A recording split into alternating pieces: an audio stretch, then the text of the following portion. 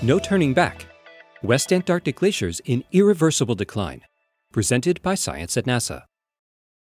Over the years, as temperatures around the world have ratcheted upward, climate change researchers have kept a wary eye on one place perhaps more than any other, the West Antarctic ice sheet, and particularly the fastest melting part of it, the glaciers that flow into the Amundsen Sea.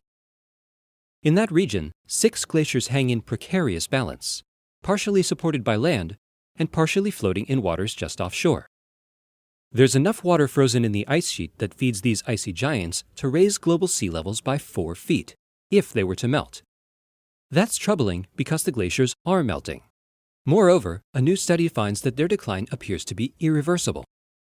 We've passed the point of no return, says Eric Renaud, a glaciologist working jointly at NASA's Jet Propulsion Laboratory and the University of California, Irvine. Renaud and colleagues have used 19 years of satellite radar data to map the fast-melting glaciers.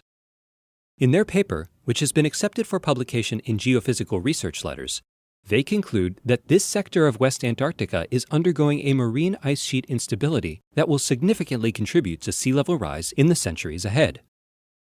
A key concept in the Renaud study is the grounding line, the dividing line between land and water underneath the glacier. Because virtually all melting occurs where the glacier's undersides touch the ocean, pinpointing the grounding line is crucial for estimating melt rates. The problem is, grounding lines are buried under thousands of feet of glacial ice. It's challenging for a human observer to figure out where they are, Renaud explains. There's nothing obvious that sticks out on the surface to say, this is where the glacier goes afloat. To find the hidden grounding lines, they examined radar images of the glaciers made by the European Space Agency's Earth remote sensing satellites from 1992 to 2011. Glaciers flex in response to tides. By analyzing the flexing motions, they were able to trace the grounding lines. This led to a key discovery. In all the glaciers they studied, grounding lines were rapidly retreating away from the sea. In this sector, we are seeing retreat rates that we don't see anywhere else on Earth, Renaud says. Smith Glacier's line moved the fastest, retreating 22 miles upstream. The other lines retreated from 6 to 19 miles. As the glaciers melt and lose weight, they float off the land where they used to sit. Water gets underneath the glacier and pushes the grounding line inland.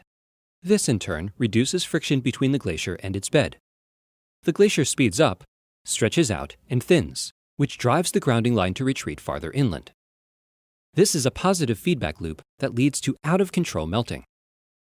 The only natural factor that can slow or stop this process is a pinning point in the bedrock, a bump or projection that snags the glacier from underneath and keeps it from sliding toward the sea. To investigate this possibility, the researchers made a novel map of the bed beneath the glaciers using radar and other data from satellites and NASA's Airborne Ice Bridge mission. The map revealed that the glaciers had already floated off many of their small pinning points. In short, there seems to be no turning back. At current melt rates, concludes Renaud, these glaciers will be history within a few hundred years. For more news about climate change and other hot topics, stay tuned to science.nasa.gov.